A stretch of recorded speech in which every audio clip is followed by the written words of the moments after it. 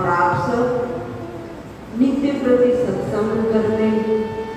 और दूसरा हमने कहा पुण्यात्मा सत्संग भी कर रहे हैं और पुण्यात्मा भी हैं।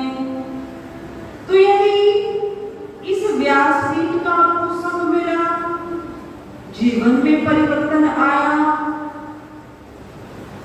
आप सबका भी यदि समाज को संग मिल जाए,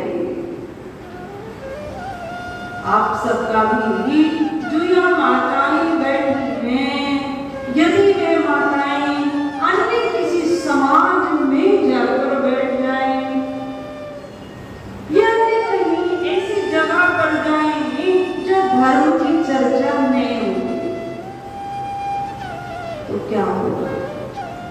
या तो वो माता वहां नहीं रहेगी और या रहेगी तो फिर भगवत चर्चा ही होगी, राम नाम की चर्चा ही होगी। तो केवल संतों का ही संग मिल जाए, सब शास्त्रों का ही संग मिल जाए, उसी से उद्धार होगा, ये तो संभव ही है, ये माना गया। परंतु यदि जो श्रोतागण हैं, जो भगवान की कथा के रस का पान नित्य प्रति कर रहे हैं, माताओं आप लोग बहुत भाग्यशाली। हम सब ने अपना बचपन जिया है ना, आपका कुछ दूरी से है, हमारा कुछ पास से, हम सब ने जिया है ना अपने बचपन को। तो क्या बताऊं, आप अब की सिचुएशन से ज्यादा अच्छा बचपन होता है? बचपन अच्छा है या आज की सिचुएशन अच्छी है? क्या अच्छा? बचपन क्यों अच्छा है? हम विचार करें, हमारा बचपन क्यों अच्छा है? क्योंकि हम बचपन में किसके अधीन होते हैं? माता पिता। हमें किसी भी परिस्थिति में, कैसी भी सिचुएशन है, उसका प्रभाव हमारे मस्तिष्क तक नहीं जाता था। हम अधीन माता पिता के होते हैं, तो माता पिता तो हर परिस्थिति में बालक को सुख नहीं देते, कोई चिंता रहती है बचपन में। देखो बच्चों को, देखो भी गर्मियां आ रही थी, आप सब बच्चे, आप सबके बच्चे एक दिन में कितनी जोड़ी वस्त्र बदलते हैं? कितनी जोड़ी वस्त्र बदलते हैं? उनको ना धोने की टेंशन है, जितनी बार उनको गर्मी लगती है उतनी बार स्टार्ट कर लेते हैं। तो बच्चों का जीवन है क्यों? क्योंकि वे अधीन माता पिता के हैं, माता पिता उनकी रक्षा करते हैं। उसी प्रकार हम इस संस्था में बैठकर, इस सनातन धर्म मंदिर में बैठकर हम सत्संग सुन रहे हैं। ये व्यवस्था कौन कर रहा है? कौन कर रहा है? करने वाले तो परमात्मा है, पर पात्रता किसको दी है? वो जो पदाधिकारी गण हैं। अब सत्य बताओ, यहाँ कितने पदाधिकारी गण बैठे नहीं है? तो जो रिस्पॉन्सिबिलिटी लेता, जो संस्था को चलाता है, उसको भी वो लाभ नहीं मिल पाता जो हम सबको मिलता। ये इतनी सुंदर व्यवस्था किसके लिए की? पदाधिकारी गण को आते थे, जो दिन रात टेंशन लेते हैं ना, ब्योरा जिनके हाथों में रहता है ना, उनको वो सुख नहीं मिल पाता जो सामान्य जन को मिलता है।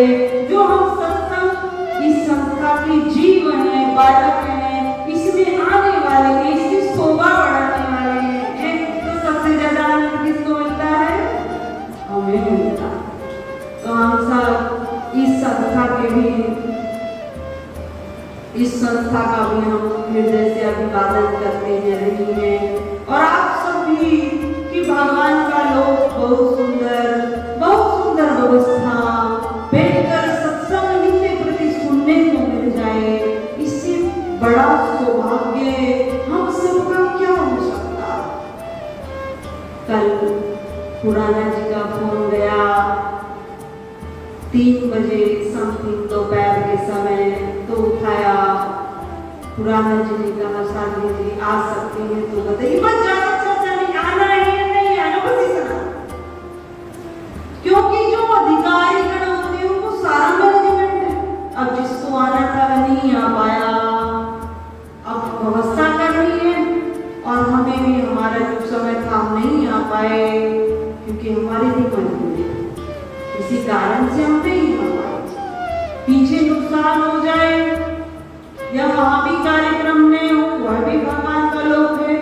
तो वह भी दोष है। इस प्रकार नहीं आ पाए, परंतु पुराना जी ने कहा 15 मिनट का समय लिया, 15 मिनट में व्यवस्था कर, जैसी ठाकुर जी की इच्छा। पुराना जी से कहा जैसी ईश्वर की इच्छा आ गई, ठीक है, ईश्वर कृपा से जितना समय मिलेगा हम अवश्य देंगे, ऐसा कहकर आए। तो कहने का भाव हम सब परम भाग्यशाली हैं कि हम सब इन चिंताओं से परे। कौन प्रवक्ता आएगा, कौन कथा करेगा, किस प्रकार की कथा होगी, इन सब से हम परे हैं। हम तो केवल कथा के रस को लेने वाले। व्यासपीठ पर बैठकर कोई अनर्गल चर्चा न करे, धर्म संबंधित चर्चा करे, तो हम उसका रस पान कर जाएंगे। तो कितना बड़ा सौभाग्य आप सबका, परम सौभाग्यशाली आप। सत्संग की एक घड़ी को भी बहुत महत्व दिया गया। ऐसा शास्त्रों में, सदस्य ग्रंथों में बताया गया है, हम सबने कई बार बताया कि सत्संग के केवल एक शब्द से मानव का जीवन परिवर्तित हो गया। मानव का जीवन अर्थात उसकी सोच परिवर्तित हो गई। जैसे सोच परिवर्तित होती है, जैसे हम गाड़ी चलाते हैं तो उसका जो आगे हैंडल होता है उसको घुमाने में कितना टाइम लगता है, उतना ही टाइम सत्संग से हमें लाभ मिल जाता है। हमारी सोच परिवर्तित हो जाती है और हमारी जीवन की दिशा बदल जाती है। तो सत्संग का बहुत लाभ सबके जीवन में। आप सब परम भाग्यशाली। आइए 2 मिनट हरिनाम संकीर्तन करते हुए भगवत चर्चा प्रारंभ करें। आप लोग अनुभवी में, जैसे पिछले जनवरी में शायद हमारा आना लगा था, तो उस समय वर्तमान ग्रंथ की कथा चल रही। अब वर्तमान ग्रंथ को छोटा नहीं, और कहीं तो 2 शब्दों में कह दें, भगवान जी ने जितने अवतार धारण किए हैं वो वर्तमान ग्रंथ में वर्णित है। वर्तमान ग्रंथ में 24 अवतारों की कथा भगवान की। उसके पश्चात जितने भगवान के परम भक्त हुए उनकी कथाएं हैं, और सभी भगवान के भक्तों को और भगवान को अलग करके दर्शाया नहीं गया कि जिसने भगवान की प्राप्ति के लिए अपने जीवन को समर्पित कर दिया वो भगवान के तुल्य ही हो गया। तो हमने वर्तमान ग्रंथ को कहा, उसमें केवल हमने 24 अवतारों की कथा तो वही, पर पीछे की कथा, भक्त चरित्रों की कथा शेष है। तो यदि आप सबकी इच्छा हो, जैसा आप सब उचित समझे सुनना चाहें, तो पुनः वर्तमान ग्रंथ जो पीछे भक्तों के चरित्र रह गए, कितने कष्ट भक्तों के जीवन में आते हैं, वो सब इसमें लिखित हैं। किस किस भक्त ने किस प्रकार भगवान को पाया है, वे सब लीलाएं, वे कथाएं। तो यदि आप सब सही समझे और सुनना चाहें तो कल से उसी को प्रारंभ करें। और यदि जिनके प्रति रामायण पर या अन्य किसी ग्रंथ में भी आप चाहते हैं तो हमें अवश्य बताएं। वो आप सबकी इच्छा है कि व्यासपीठ से आप क्या सुनना चाहते। बोले श्री सच्चिदानंद भगवान की जय। गोविंद मेरो है, गोपाल मेरो है, गोविंद मेरो है, गोपाल मेरो है, गोविंद मेरो है, गोपाल मेरो है, गोविंद मेरो है, गोपाल मेरो है। श्री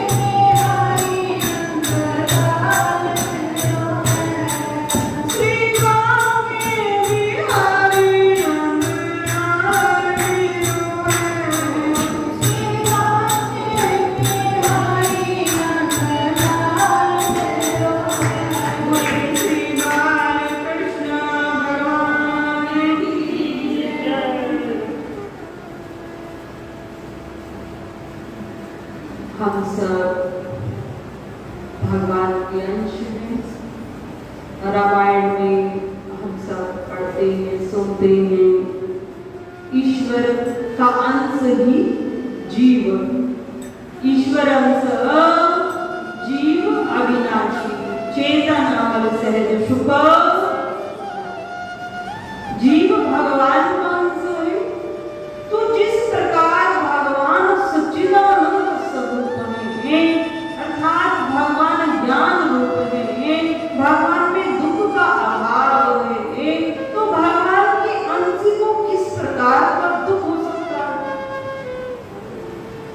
अगर हमारा इस श्लोक पर, इसको चौपाई भी कह सकते हैं, श्लोक भी कह सकते हैं, सोरठा भी कह सकते हैं। क्यों? क्योंकि एक एक शब्द में इतने अर्थ हैं, बहुत अर्थ छिपे। जिस भाव से इसको हम देखें, उसी भाव से ये सिद्ध हो जाता। भगवान सच्चिदानंद स्वरूप है, तो उनका अंश कैसे दुख हो सकता? कैसे उसको दुख व्याप सकता है? कदापि नहीं व्याप सकता। परंतु जो ईश्वर ने हम सबके नियम बनाए, इस संसार में हम आए तो कुछ नियम, कुछ मर्यादाएं हमारी हैं। हम देखें भगवान राम जी ने अपनी समस्त मर्यादाओं का पालन किया। जब भगवान भी इस धराधाम पर आते हैं और मर्यादा में रहकर अपनी लीलाएं करते हैं, तो क्या हम मानव अपनी मर्यादा में नहीं रह सकते? अपनी मर्यादाओं का पालन नहीं कर सकते? जब हम अपनी मर्यादाओं को तोड़ते हैं, अपने नियमों को खंडित करते हैं, तो हम पाप की श्रेणी में आते हैं। देखो, पशु पक्षियों को हम देखो, अपने नियम से चल रहे हैं। चिड़िया को देखो, चिड़िया अपने बच्चों का पालन करती। माताओं देखा होगा आप सबने, अपनी बच्चों का बहुत स्नेह से पालन करती है। माताओं उसको उड़ना सिखाती, चिड़िया उसको उड़ना सिखाती। और जब वो उड़ना सीख जाते हैं तो क्या करती है? जब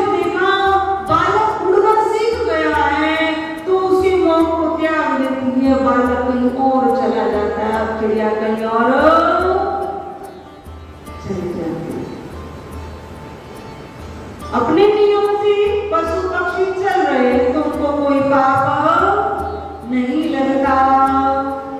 एक मानव ही ऐसा कि भगवान ने उसको जो विवेक दिया है, बुद्धि दी है, वो सब कर्म करने के लिए दी है। परंतु आज मानव अपनी मर्यादा को तोड़ता हुआ, नियमों को तोड़ता हुआ पाप की श्रेणी में आता है। केवल अपने नियमों को तोड़ता।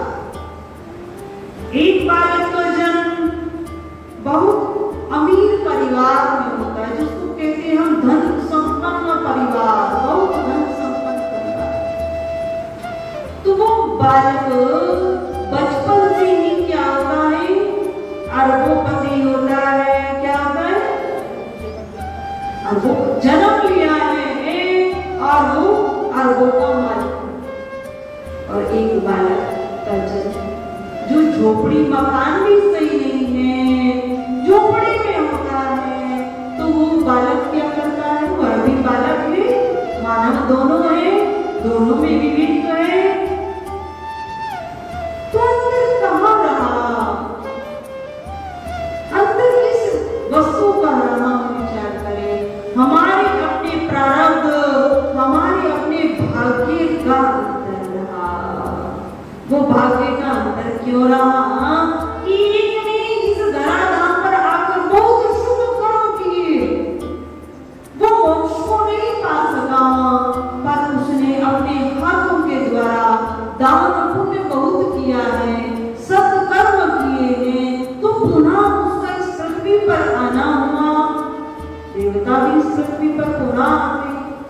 अपने पुण्य को जब पुण्य क्षीण होने लगते हैं, तो देवताओं को इस धराधाम पर आना पड़ता।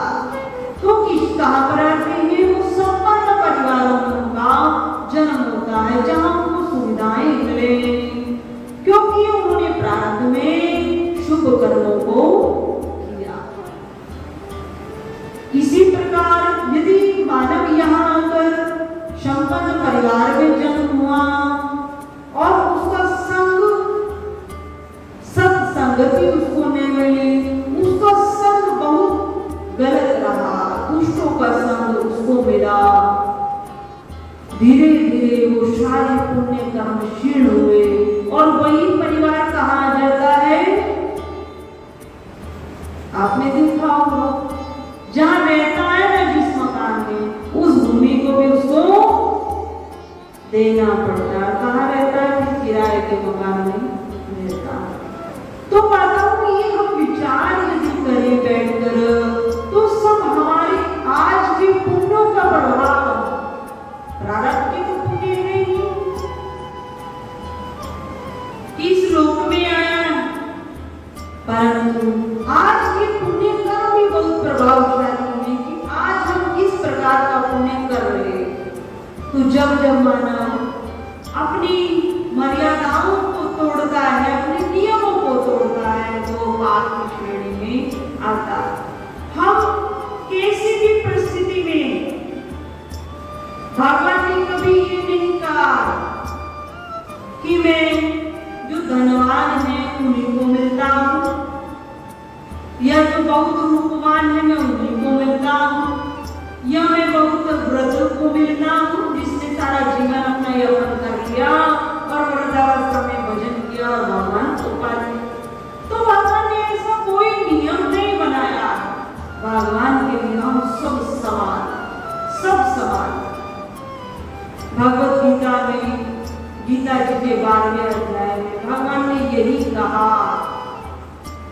क्या कहा है? भगवान ने कहा है, उसमें प्रश्न है कि भगवान को कौन प्रिय है? भगवान को कौन प्रिय है? हम कई व्रत प्रिय हैं क्योंकि उनके पास अनुभव है जीवन का। हम कई सत्संगी माताएं बहनें बहुत प्रिय हैं जिनका बहुत हृदय कोमल होता, जो योगियों को बहुत यत्न करने का तो भक्ति पर मिलती है, वो माताओं को रुदन करने पर मिल जाती है, केवल रुदन करने पर माताओं को मिल जाती है। तो हम कई माताएं बहुत प्रिय हैं, हिरण्य नहीं भगवान को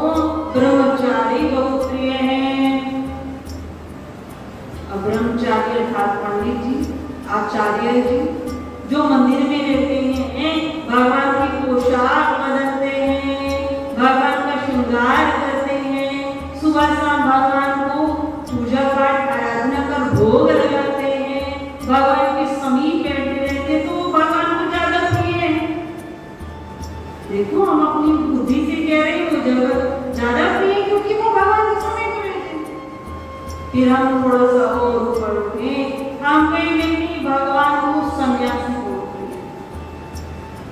देखो सन्यासी जन अपना भी उद्धार करते हैं और औरों का भी उद्धार करते हैं और भजन में रहते हैं, सबको संगति से जोड़ते हैं, सब शास्त्रों से जोड़ते हैं और भगवान का गुणगान करते हुए चारों दिशाओं में भ्रमण करते रहते हैं।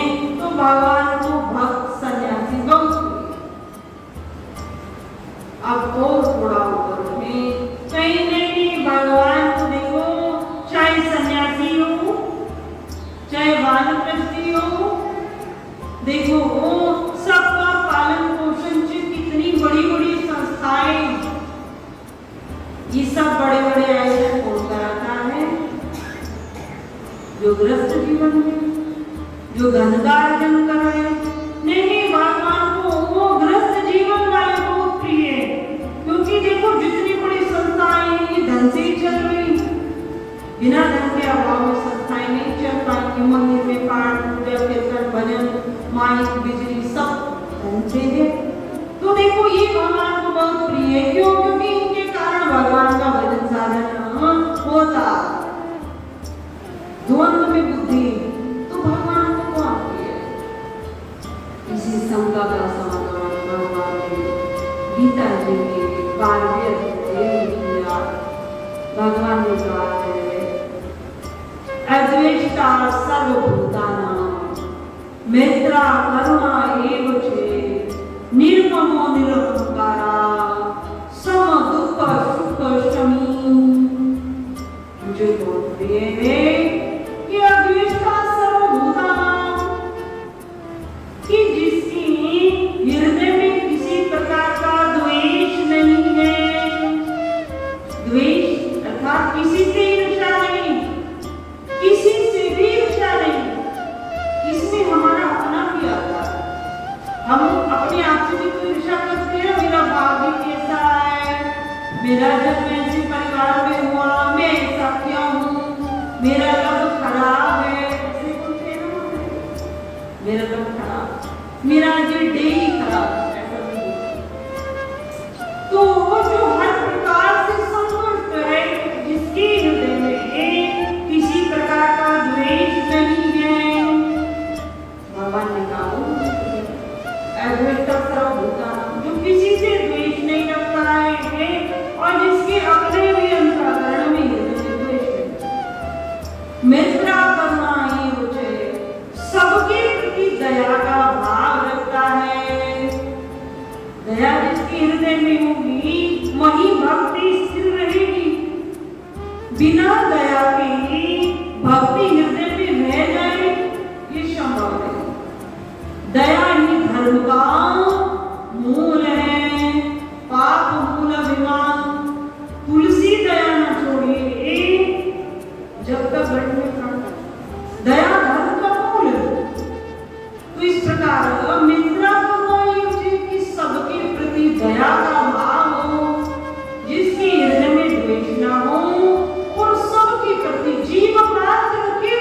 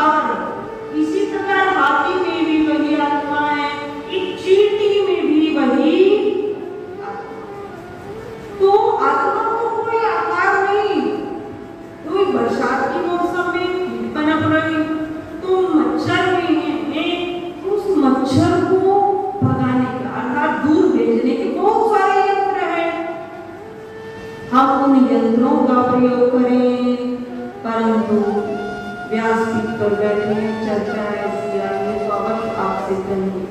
मानना नहीं मानना वो आप पर निर्भर करता है, आप कितना मानते हैं। पर यह दया की बात आई है, भगवान के मित्रा करुणा जिसके हृदय में प्राणी मात्र के लिए दया हो, सबके लिए दया।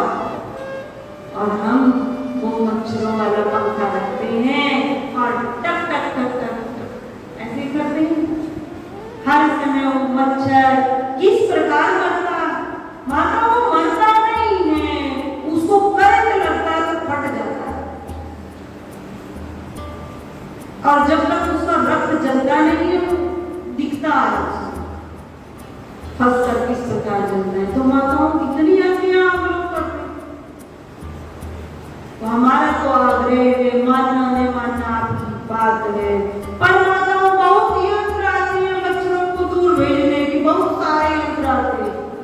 एक मशीन भी आज ऐसी आ रही है कि उसमें नीली लाइट जलती, वो बच्चों को आकर्षित करती है अपनी ओर। कमरे में उसको ऑन किया, लाइट भी हो रही है, नीले रंग की लाइट है, वो मच्छरों को आकर्षित करती है, मच्छरों को पटाखे की तरह मारती। कितनी गलत बात है। सत्संग का कोई लाभ नहीं मिलने वाला। यदि घर में इस प्रकार की हत्याएं हो रही है तो कोई लाभ नहीं मिलेगा किसी प्रकार का। जैन मुनियों को देखें कि वो अहिंसा परमो धर्म, धर्म अहिंसा तथैव जय के उद्देश्यों को लेकर चलते हैं कि यदि धर्म के लिए हमें हिंसा करनी पड़े तो अवश्य करेंगे, परंतु जो सामान्य जन है, जो दया का भाव है, उसको विलीन नहीं होने देंगे, सामान्य जनों की प्राणी मात्र की रक्षा करेंगे। तो माताओं इस प्रकार की हत्या से हमें बचना चाहिए। ये भी एक हत्या है, आत्मा उस मच्छर के अंदर भी है और हमारे अंदर भी, तो ऐसा नहीं करना चाहिए। सब पर जीव दया हृदय में हमारे हो, किसी प्रकार का द्वेष न हो, मित्रा करुणाई मुझे निर्ममो निरहंकारा शमतो पुष्प शमी। निर्ममो निरहंकारा, किसी से निर्ममो अर्थात बहुत ज्यादा मोह हो जाना, अर्थात आसक्ति हो जाना। आसक्ति अर्थात जैसे हम सब ग्रंथों का अध्ययन करते हैं, धर्म कर्म करते हैं, जो विवेक उत्पन्न होता। आप सब यहाँ बैठे हैं, आपसे पूछते हैं क्या आपके साथ में आपके पतिदेव आए थे? नहीं आए। तो जो कोई साथ में आया नहीं वो जाएगा कैसे? वो जाएगा नहीं। क्या बालक, आपके जो बालक है बहुत सुने उनसे करते हैं, कर्जा लेकर उनको विदेश भेज रहे हैं, दिन रात अपने आप टेंशन चिंताओं में रहते हैं। क्या वो बालक आपके साथ आएंगे, आपके साथ जाएंगे? नहीं जाएंगे। तो हम उनका अपनी योग्यता अनुसार पालन करें, उनका बहुत सुंदर तरीके से पोषण करें, उनको संस्कार दें। पर माताओं आसक्ति नहीं होनी चाहिए। आसक्ति यदि हो तो केवल भगवान से हो, जिसके हमको यहाँ भेजा है और जिसके यहाँ हमें जाना है, केवल उससे प्रेम हो। निर्ममो निरहंकारा, संसार से आसक्ति नहीं। निरहंकारा अर्थात किसी भी प्रकार का अभिमान नहीं। यहाँ जितने मानव इस पृथ्वी पर आए, किसी में कोई गुण प्रधान हो जाता है और किसी में कोई गुण निम्न रहता। तो जिसमें प्रधान हो जाता है वो अपने उस गुण का अभिमान न करे। किसी के पास धन बहुत ज्यादा हो जाता तो उसको धन का अभिमान, कोई बहुत सुंदर व्यक्ति होता है उसको बहुत अपनी सुंदरता का अभिमान, तो कोई योग्यता में बहुत श्रेष्ठ हो जाता है तो उसको अपनी योग्यता का अभिमान। तो भगवान कहते हैं ये सारी योग्यता देने वाला भी मैं ही हूँ।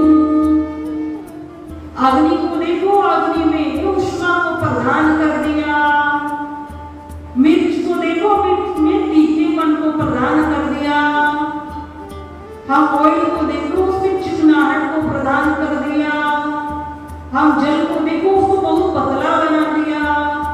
तो भगवान ने प्रत्येक वस्तु में कोई ना कोई गुण दिया है। उसी प्रकार मानव में कोई एक गुण की प्रधानता पहले से ही उसके स्वभाव में रहती है। वो प्रधानता भी ईश्वर की, उस प्रधानता में भी हमें ईश्वर के दर्शन करने चाहिए। तो निर्ममो निरहंकारा, जिसके हृदय में किसी भी प्रकार का अभिमान नहीं है, भगवान को बहुत प्रिय है। और भगवान में और जीव में, ईश्वर में और जीव में यदि कोई एक भेद है, एक आवरण है, तो केवल किस चीज का है? वो केवल अभिमान का है कि जीव ने अभिमान किया अपने नाम को, जो इस संसार में आए हैं, जो एक काल्पनिक हमें नाम दिया गया है, उसको ही अपना मान लिया। जो अपनी मुख्य वस्तु है, जो उसका अपना अस्तित्व है, उसको गौण कर दिया, उसको भुला दिया। बस इसी आवरण का अंतर ईश्वर और जीव से, अन्यथा भगवान का अंश ही ईश्वर है और इस अंश में और जीव में कोई अंतर नहीं। तो इस प्रकार भगवान ने 12वें अध्याय में कहा है, न मुझे सन्यासी प्रिय है, न मुझे ब्रह्मचारी प्रिय है, न मुझे वानप्रस्थी प्रिय है, और न मुझे गृहस्थ प्रिय है। मुझे प्रिय कौन है?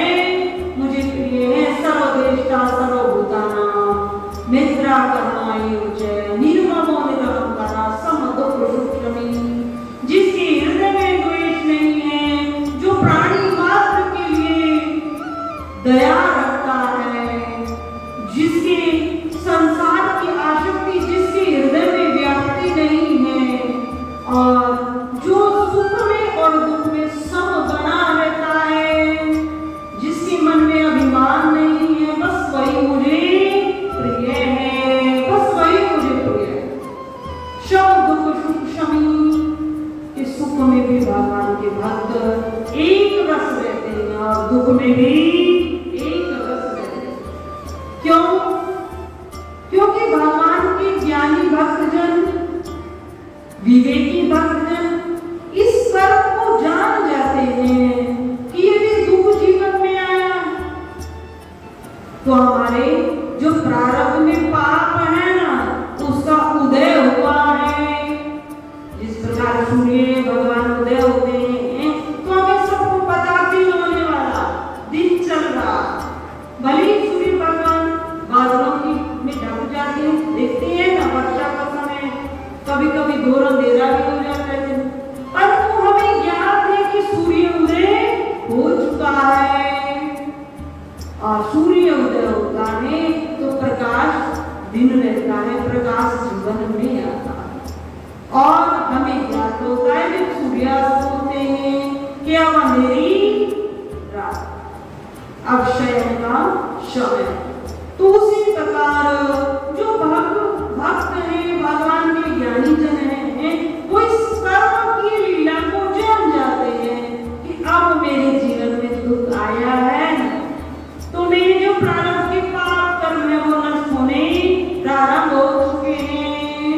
अब जो भाग्य मेरा है उसमें जो पाप कर्म है उनको मुझे चुकाना है, उनका भोग मुझे प्रदान करना है। इस प्रकार दुख आया। और जब सुख आते हैं तो हर्षित नहीं होते, सब बने रहते हैं। सुख आया है तो पुण्य कर्मों का उदय हो गया है, मेरे पुण्य उदय हो गए, इसको समझते हैं। तो भगवान ने उन्हीं भक्तों को बहुत प्रिय बताया है जो इन लक्षणों को धारण करते। अब हम भी विचार करें, हमारे अंदर इन गुणों में से कितने गुण मैच करते हैं। केवल सुनने से तो काम नहीं बनेगा, देखना भी हमें पड़ेगा। तो क्या जो भगवान ने अपने मुखार से कहे ये गुण हमारे अंदर है या नहीं?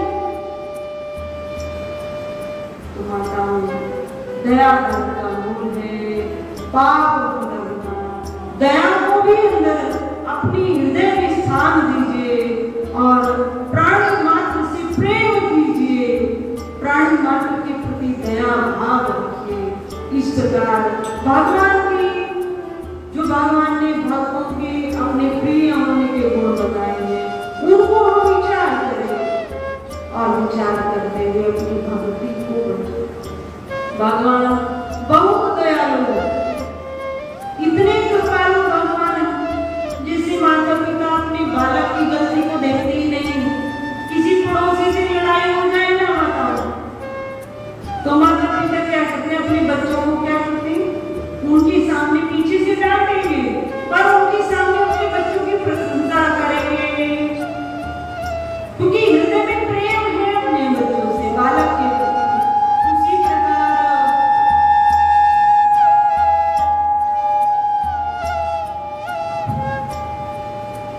उसी प्रकार ईश्वर भी अपने जीव से, अपने अंश से बहुत प्रेम करता है।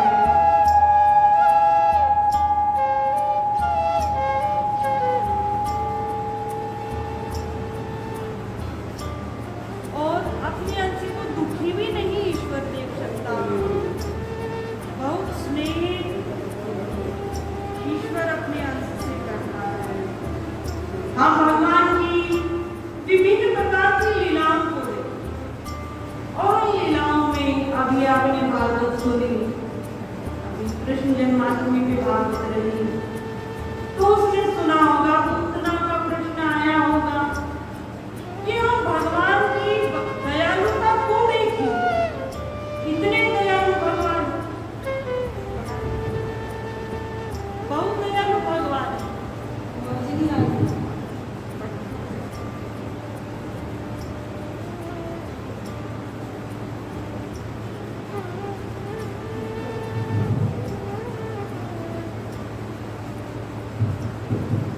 भगवान अपने भक्तों पर अति दया रखते, इतनी दया रखते हैं कि हमारी सामान्य बुद्धि से हम उसको विचार में भी नहीं ला सकते। भगवान की लीलाओं में हमने अभी जन्माष्टमी की भागवत कथा में उसमें सुना, अवश्य प्रसंग आया होगा। पूतना राक्षसी को देखिए, पूतना राक्षसी किसकी अनुचरी है, किसकी अनुचरी? कंस कौन है? एक मामा जी, और एक प्रकार से दुष्ट प्रवृत्ति वाले मानव। तो उन्होंने अपनी दुष्ट बुद्धि से भगवान श्री कृष्ण का वध करने के लिए, कि देवकी की 8वीं संतान का जन्म तो हो चुका, कंस को अभाव ऐसा हुआ, कंस के विचारों में ऐसा आया और आसपास से उसने ऐसी चर्चा सुनी कि 8वीं संतान का जन्म हो गया है। तो कंस ने क्या किया, जिस समय देवकी के अंश से, देवकी के उदर से भगवान श्री कृष्ण की जैसी लीला रही सुना है, बहुत बड़ा हुआ, तो उस समय जितने बालक का जन्म हुआ आसपास के गांव में हो, तो कंस की विचारों में आया कि उन सब बालकों की हत्या करें। अब उसमें यदि वह भी जन्मा होगा तो उसकी भी मृत्यु है। कंस ने ऐसा ही किया, अपनी अनुचरी राक्षसी पूतना को लिया। पूतना राक्षसी के मन में भाव आया, नंद गांव में आई, बहुत बड़ा उत्सव हो रहा है, नंद भी राजा, बहुत बड़ा उत्सव हो रहा है और उसमें विभिन्न प्रकार की गोपियां भगवान श्री कृष्ण को प्रेम कर रही हैं, दुलार कर रही हैं, उनको पल्ले में झुला रही, विभिन्न प्रकार से। क्यों? क्योंकि ऐसा माना गया है, शास्त्रों में आया है कि नंद बाबा के यहाँ जिसकी 80 वर्ष की आयु व्यतीत हो जाए और उसको उस अवस्था में पुत्र की प्राप्ति हो, तो उसके आनंद का कहाँ ठिकाना रहेगा? जिसका जीवन इसी अभाव में गया है, एक पुत्र की प्राप्ति हो जाए, पुत्र की प्राप्ति हो जाए और शरीर वृद्धावस्था में आ रहा है, तो इस एज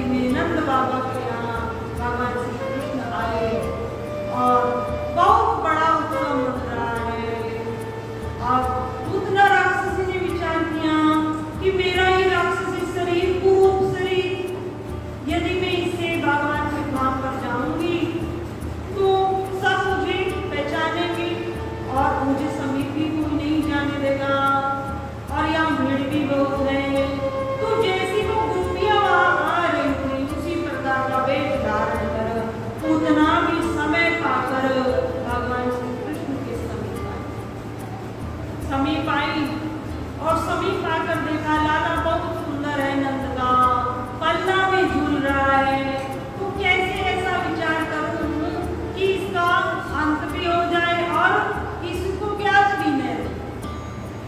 और ऐसी लीला की थी कि दुग्ध पान कराया और दुग्ध पान कराया और दुग्ध पर विष लगाकर वे आई कि नन्हा सा बालक है, कुछ बूंद भी अगर मेरे दुग्ध की पान कर जाएगा तो शांत। इस प्रकार की अद्भुत लीला एक राक्षसी ने गोपी का रूप धारण किया। सबसे बड़ी बात ये किसकी महत्ता थी।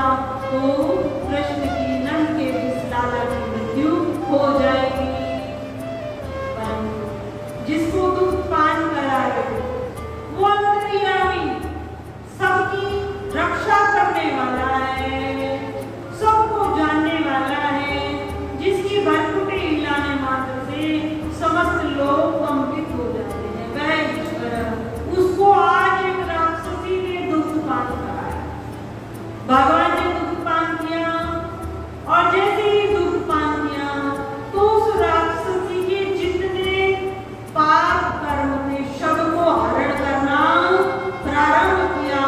हरण करते रहे। अब वह राक्षसी क्या कर रही है, छुड़ाने की कोशिश कर रही है। हे नंद का लाला, बुद्धि तो पान कराना, परंतु ये नंद का लाला आपको छूटना नहीं, छोटा सा बालक है। छुड़ाने की कोशिश की। मुझे तू इस प्रकार के शब्द उस राक्षसी ने कहे, पर भगवान का स्वभाव है कि माँ इस संसार में जितने प्राणी हैं सब मेरे ही अंश हैं और मैं अपने अंश की सबकी रक्षा करता हूँ। पर जो मेरी शरण में आ जाता है, मुझे दुग्ध पान कराता है, मैं उसके भाव को नहीं देखता हूँ कि वो किस भाव से करा रहा है, मैं उसके भाव को नहीं देखता हूँ। भगवान ने कहा जो मेरी शरण में आता है मैं उसको या तो जल्दी से पकड़ता नहीं और पकड़ लेता हूँ तो जल्दी से मैं छोड़ता नहीं, फिर मैं उसका कल्याण करता। बहुत लीलाएं भगवान की, अद्भुत लीलाएं ऐसी हैं कि भगवान ने अपने भक्तों की श्राप को भी सह लिया।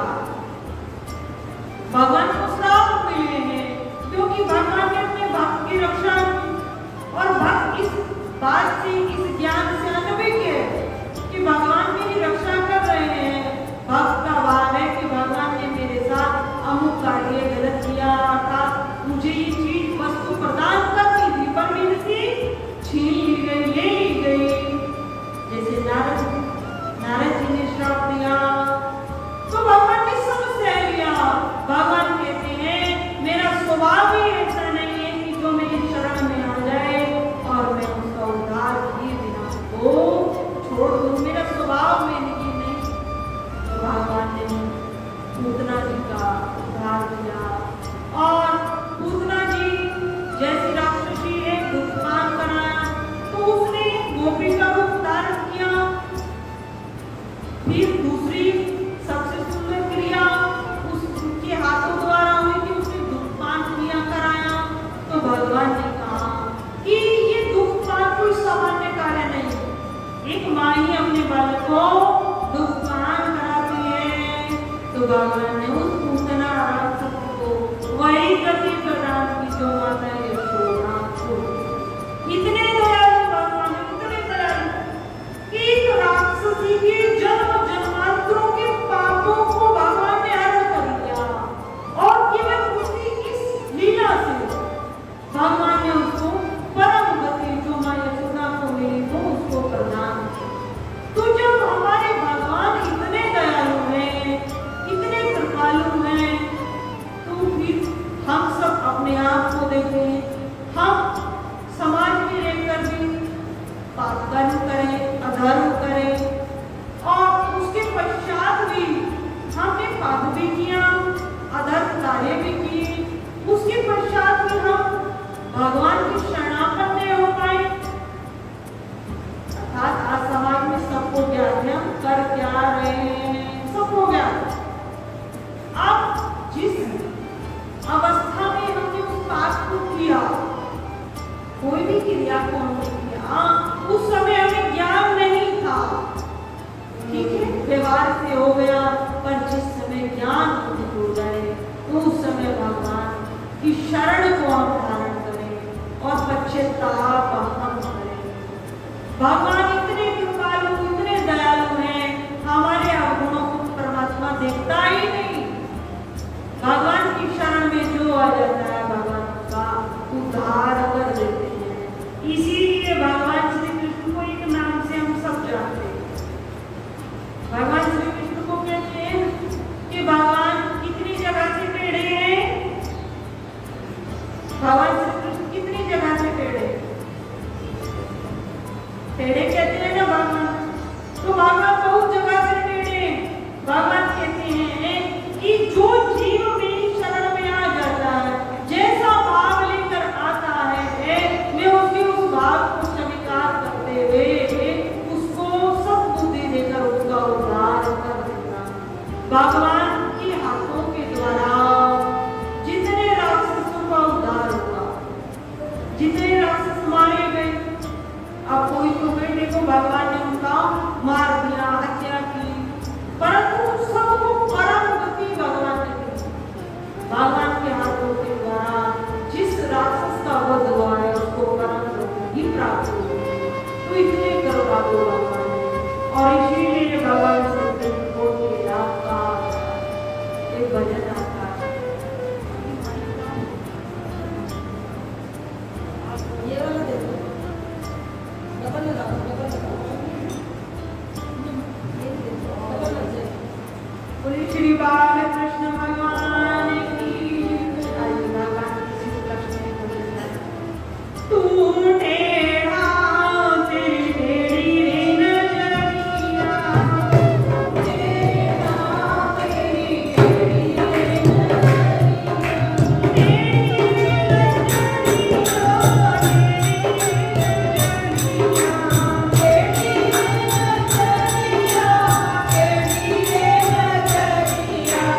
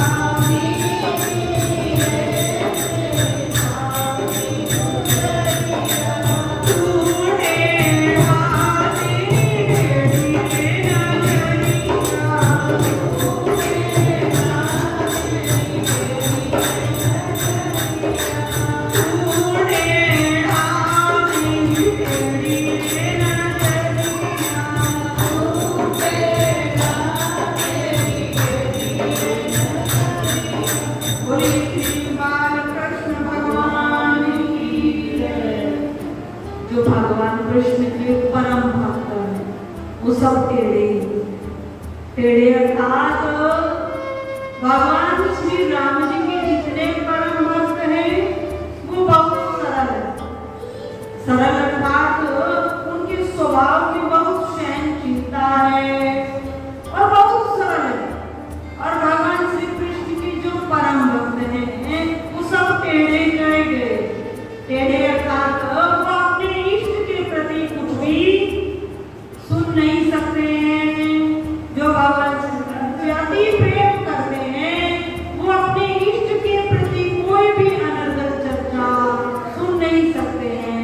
और जिस प्रकार भगवान ने विभिन्न प्रकार की लीलाओं को किया है, पूतना का उद्धार किया है, कुब्जा का उद्धार किया है, कुब्जा को तो मन के भाव को सिद्ध किया, तो भगवान ने जहाँ पर जिस लीला की आवश्यकता पड़ी, जिस गुण को धारण करना पड़ा, वहाँ भगवान ने उस गुण को धारण कर अपने भक्तों को परम आनंद दिया है। इसीलिए भगवान को टेढ़ा कहा गया है। साधारण भाषा में कहते हैं ना, सीधी तरीके से बात न वाले तो क्या करें, टेढ़ी। तो भगवान को पहले ही टेढ़ी करे, देखो मैं तो सबका उद्धार करूंगा, जैसा जिसका भाव है उसकी उसी भाव की रक्षा करते हुए मैं सबका उद्धार करूंगा। उसी प्रकार भगवान टेढ़े रहते, सीधे से आ जाओ, सीधे से नहीं पकड़ में आओगे तो भगवान कहते हैं कि छोड़ता मैं भी नहीं हूँ, स्वभाव मेरा छोड़ने का नहीं है, मैं जीव का उद्धार करता ही, ये भगवान का परम स्वभाव है। परम पूज्य श्री साध्वी ब्रह्म ज्योति सरस्वती जी के प्रवचन प्राप्त करने हेतु दिव्य वाणी चैनल को सब्सक्राइब करें, वीडियो को शेयर करें और अपने परिजनों पर अवश्य भेजें।